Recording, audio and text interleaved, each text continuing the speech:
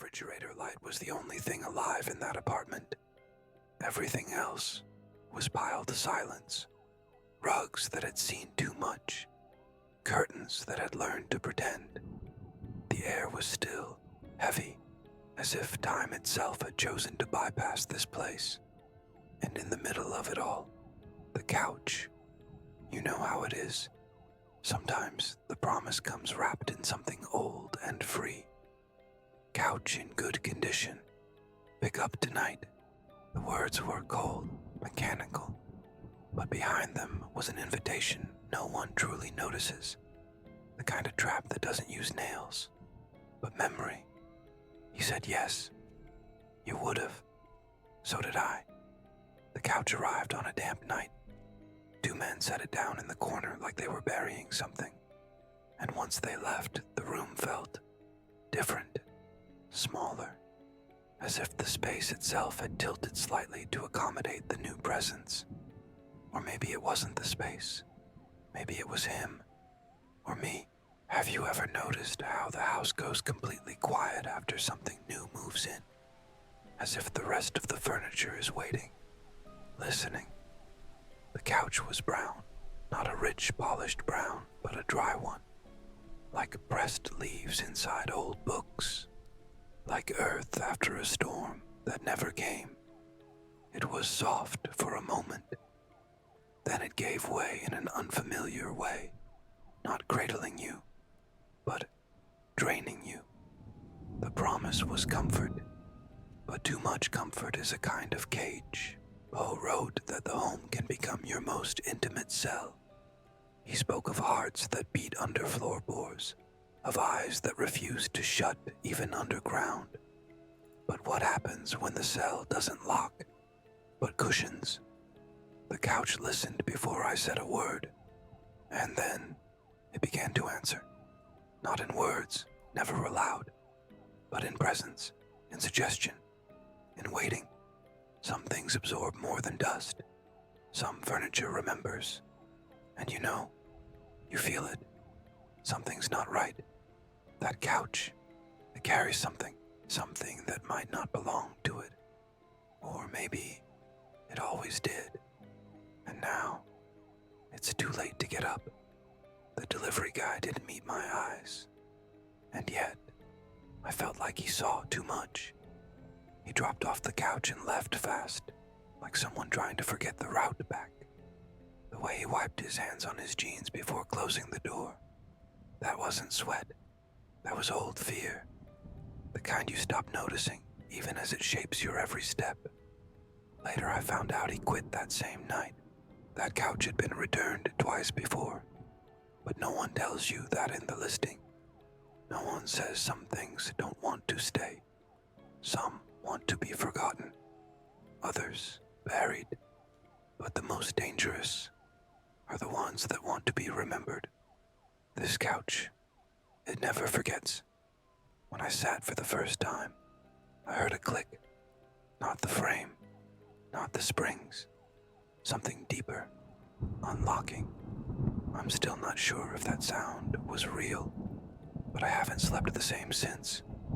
And the delivery guy was never seen again. When I sat on the armchair across from it, something felt wrong. Not pain, recognition. The kind of discomfort that doesn't hurt, but lingers.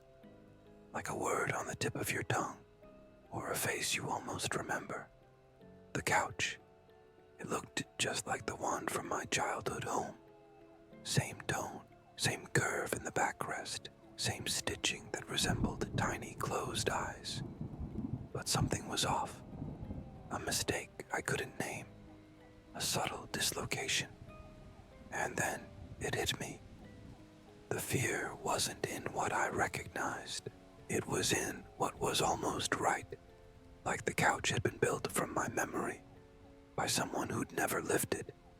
It was a warped mirror of my past. A reflection with too many teeth. That night I dreamed of the old living room. But there wasn't just one couch. There were several. And they were all watching me. There's something in the fabric. Not visible, but palpable.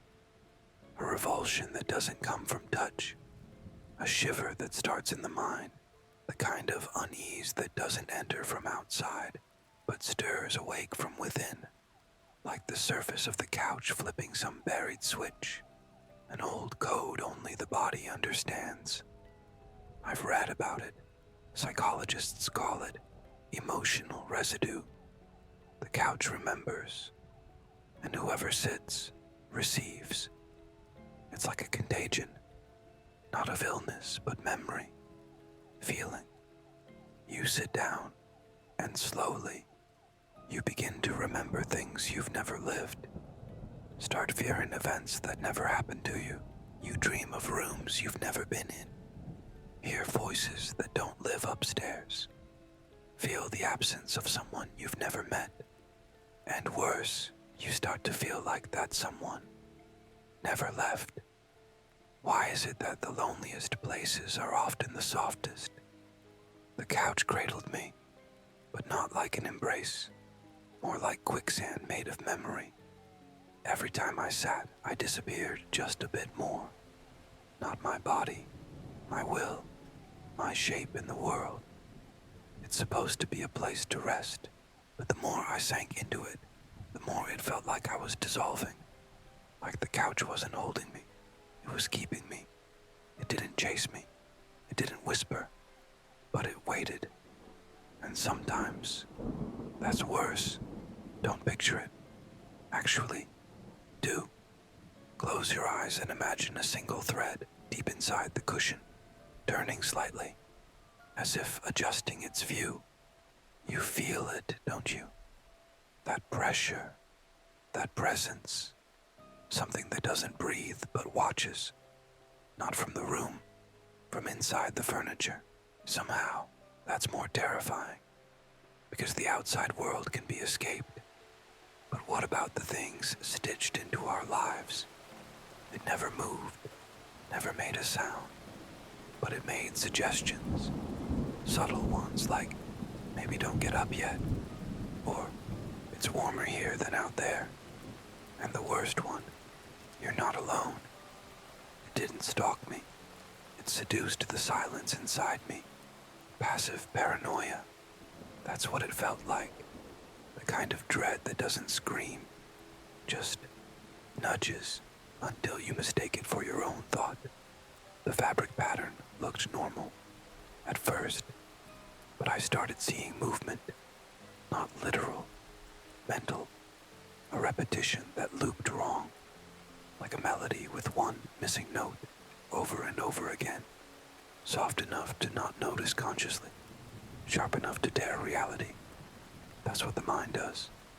It tears, silently, elegantly, and couches are the perfect catalysts. One night I shifted my weight, and something shifted back, not outside, inside, like someone else had been using my posture, like the body wasn't just mine anymore, not fully. I sat, I stood, I moved, but some part of me stayed, still sitting there, still staring straight ahead. The couch didn't steal me. It split me. You know that thing you've been avoiding? Every time you sit, it grows. Not in size, in weight. The couch remembers it, feeds it.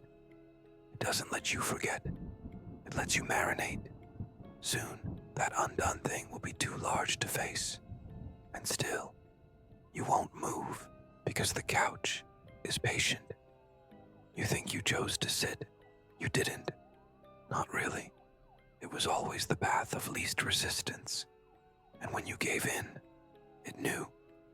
Because when something receives your body, it learns your patterns, your delays, your weaknesses.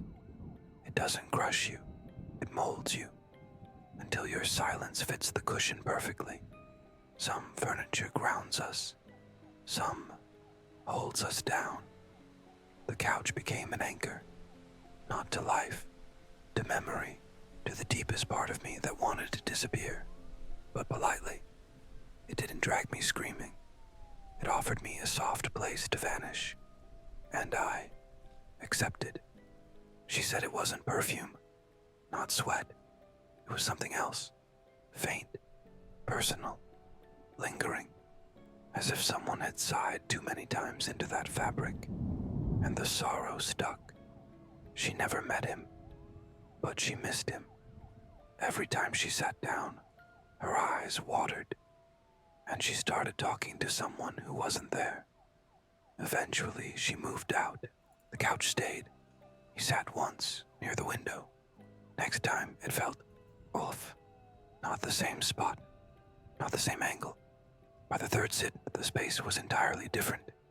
He didn't move the couch, but the couch had moved him. He measured it every night, and still by morning, it was wider. The tape didn't lie, nor did the creaks in the floor now further apart. It wasn't furniture anymore. It was an event, a process, a slow expansion into his life. Why do we love what costs nothing? Because it demands something deeper. Not money, but attention, energy, presence. Free things arrive without debt, but they collect to something far worse, your boundaries. And once that's gone, they own you. You sit, just once. That's all it takes. A single act, a small surrender. And part of you doesn't stand up. It was there, near the corner, slightly ajar. He saw it clearly, felt the draft, smelled the hallway beyond. But when he stood to check, nothing, only wall, only denial. Sometimes the house lies to protect you. The couch was quiet, but silence is not absence. Silence is retention. It knew, it remembered, and every night it gave me back a memory I never owned, until those memories felt more mine than my own. That was his last message. Simple, soft, no panic, just resignation, as if the conversation had already started, as if the couch wasn't speaking, but listening.